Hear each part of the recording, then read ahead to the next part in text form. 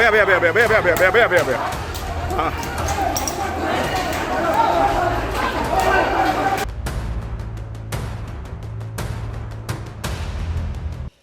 2 दिन पहले केंद्र सरकार ने एक ऐसी योजना लॉन्च की, एक ऐसी स्कीम चलाई, सेना में भर्ती की, जिसका नाम अग्निपथ और अग्निवीर दिया गया। कहा गया कि 17 साल से लेकर के 21 साल तक के युवा ही इसमें आवेदन कर सकते हैं और संविदा की जैसी इसकी भर्ती होनी है। और 4 साल में, अगर 17 साल में कोई इसमें जाता है, भर्ती होता है, जो सारी सैन्य प्रक्रियाएं होती हैं भर्ती की, उसको फुलफिल करता है, उसको पूरा करता है, तो 17 साल में जाएगा तो 4 साल बाद 21 साल में वो रिटायर हो जाएगा। मतलब वहाँ से उसको हटा दिया जाएगा, पदमुक्त कर दिया जाएगा। साथ ही साथ सरकार ने कहा कि 21 साल वाला जो है वो 25 साल में रिटायर हो जाएगा। इस योजना ने, जिसे भारतीय जनता पार्टी अपना तुरूप का इक्का समझ रही थी, उस योजना ने आज पूरे देश में कोहराम मचा रखा है और भारतीय जनता पार्टी की सरकार की खाट खड़ी कर दी है। नमस्कार, बदलेगा भारत देख रहे हैं आप। बता दें कि चाहे उत्तर प्रदेश हो, चाहे बिहार हो, चाहे हरियाणा हो या देश के अलग अलग हिस्से, अब तो दक्षिण भारत में भी प्रदर्शन होने लगे हैं, ट्रेनों में तोड़फोड़ की जा रही है, हर जगह भयावह तस्वीरें आ रही हैं। बिहार में भारतीय जनता पार्टी की और जेडीयू नीतीश कुमार की सरकार है, वहाँ पे डिप्टी सीएम है रेणु देवी, उनके आवास के ऊपर हमला हुआ है, 20 राउंड के करीब गोलियां चली हैं, कई सारी ट्रेनों को फूंक दिया है उपद्रवियों ने। जो कल तक भारत देश की सेना में जाने के लिए बच्चे तैयारी कर रहे थे, इस स्कीम ने आज उनको उपद्रवी बना दिया और वो पूरे देश में तोड़फोड़ कर रहे हैं। बलिया में जो तस्वीरें आई हैं वो इतनी भयावह हैं, कहा गया कि एसपी ने बयान दिया कि एक स्टेडियम में बहुत सारे युवाओं को रोक करके रखा गया था और उनसे बातचीत करके, संवाद करके, उनका ज्ञापन लेकर के उनको वापस भेजा जाना था। लेकिन ऐसा भी कहा जाने लगा कि उनको छुड़ाने के लिए 200 लाठी डंडों से लैस युवा होकर के आए, पूरा लैस होकर के आए और उन्होंने वहां से अपने साथियों को छुड़ाया और पूरी तरह से प्रशासन मूक दर्शक बना रहा। पत्थरबाजी भी हुई, कहीं युवा जो है, जो उपद्रव कर रहे थे, वो पुलिस पे भारी पड़ रहे थे, तो कहीं पुलिस भारी पड़ रही थी। और सुबह की ये जो तस्वीरें आप इस वक्त देख रहे हैं वो बलिया जिले की है। देखिए किस तरह से ट्रेनों में आग लगाई गई, किस तरह से रेलवे स्टेशन में जा कर के ट्रेनों में तोड़फोड़ की गई, किस तरह से प्रशासन यहाँ पे लाठी चार्ज कर रहा है, पत्थरबाजी भी हो रही है। और देश के अलग अलग हिस्सों में, उत्तर प्रदेश के अलग अलग हिस्सों में प्रधानमंत्री नरेंद्र मोदी जहां के सांसद हैं वाराणसी की, वहां की तस्वीरें भी आप देखिए अपने स्क्रीन पर कि किस तरह से भयावह हैं। वहां पे भी तोड़फोड़ हो रहा है, उपद्रव हो रहा है। किसी को भी जो युवा हैं, किसी के भी समझाने में नहीं आ रहे हैं। हालांकि उत्तर प्रदेश के मुख्यमंत्री लगातार सोशल साइट पे युवाओं को समझाने की कोशिश कर रहे हैं। उन्होंने कहा, इसी बीच एक खबर आई कि केंद्र सरकार ने, प्रधानमंत्री नरेंद्र मोदी ने अब जो 21 साल वाली आयु सीमा थी उसको बढ़ा के 23 साल कर दिया है। लेकिन युवा किसी भी कीमत पर कुछ भी सुनने को तैयार नहीं है।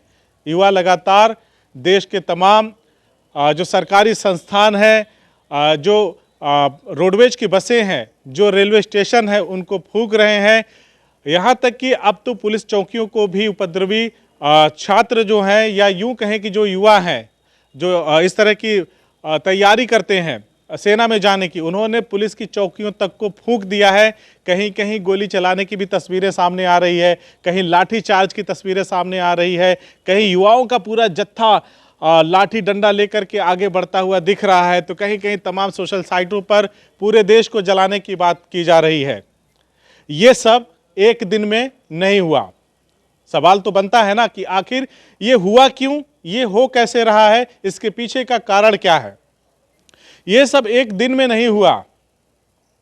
सरकार जिस तरह से बेलगाम होकर के सरकारी कंपनियों को बेचना शुरू की, बहुत सारी कंपनियों को बेच डाला, जो एयरपोर्ट्स हैं उनको बेच डाला, निजीकरण कर डाला। कहा गया कि निजीकरण के रास्ते से सरकार ने आरक्षण नाम की एक बला जो मुसीबत बनी थी सवर्ण लोगों के लिए, उसको रास्ते से साफ कर दिया, हटा दिया, आरक्षण नाम की व्यवस्था को खत्म कर दिया। तो तमाम जो कंपनियों का निजीकरण हुआ, तमाम जो कंपनियां और अगर मैं सीधे तौर पे कहूं कि जो बेची गई, वहां से जब एम्प्लॉयमेंट ख़त्म हो गया, तमाम चीज़ें हुई, तो फिर अब वही चीज़ जब जनता ने इसका विरोध नहीं किया, बेरोजगारी के मुद्दे पे जब सड़क पे नहीं आई, तो लगा कि जो सरकार में बैठे लोग हैं उन्हें लगा कि कुछ भी करके हम कुछ भी करेंगे, कहीं से कोई प्रतिरोध, कहीं कोई विरोध नहीं होगा।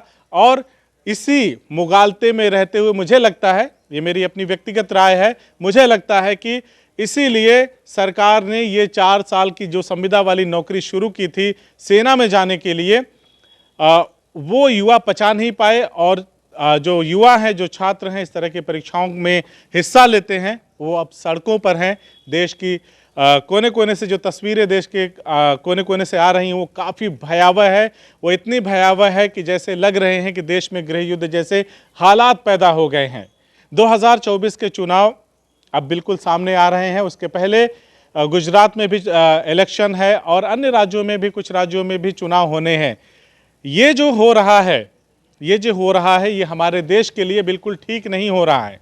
युवा सड़कों पर है, बेरोजगारी का आलम ऐसा है कि अब किसी को कुछ समझ में नहीं आ रहा है। इसीलिए अब नौकरियां भी सेना की संविदा पे हो गई हैं, की गई हैं। अब आप देखिए, आप ही के देश की, हमारे देश की ये तस्वीर है जिसमें पुलिस और हमारे देश के नौजवान आमने सामने हैं। सेना और जहाँ पे जैसे सीआरपीएफ लगाई गई है और कहीं कहीं एसएसबी लगाई गई है, ये सब अब आमने सामने आ चुकी हैं।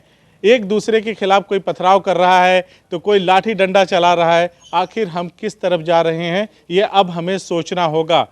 देश इस वक्त बुरे दौर से गुजर रहा है। हम सभी को प्रयास करना होगा, हम सभी को संयम से काम लेते हुए जो बीच का रास्ता है, सरकार से लगातार बातचीत करनी चाहिए। मुझे लगता है कि ये युवा जोश में हैं और इनका नेतृत्व अभी कोई नहीं कर रहा, कोई नेतृत्व करता दिखाई नहीं दे रहा है।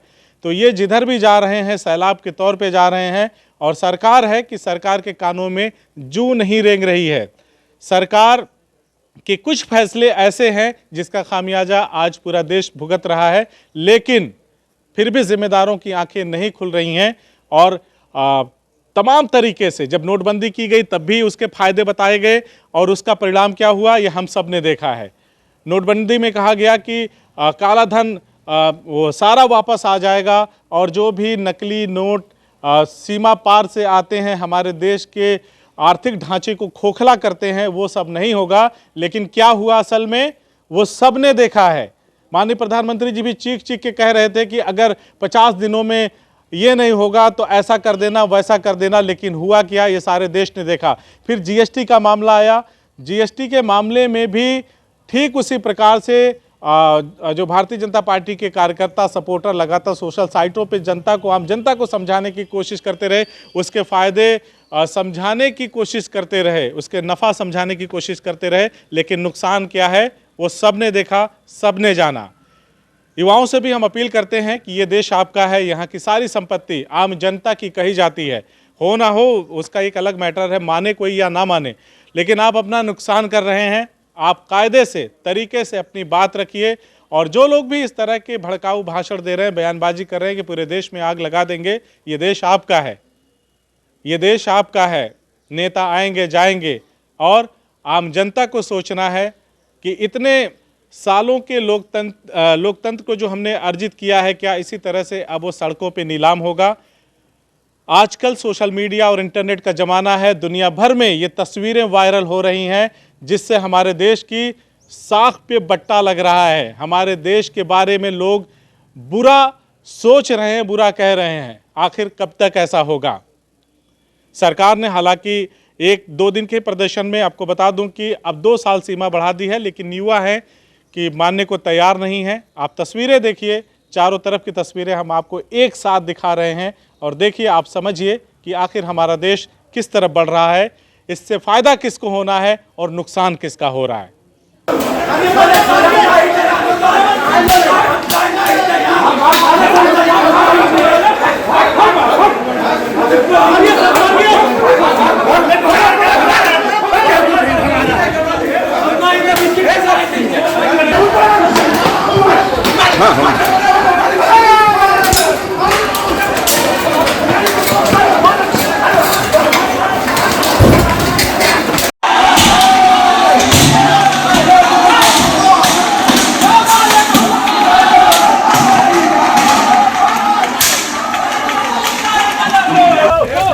राजेश भैया है?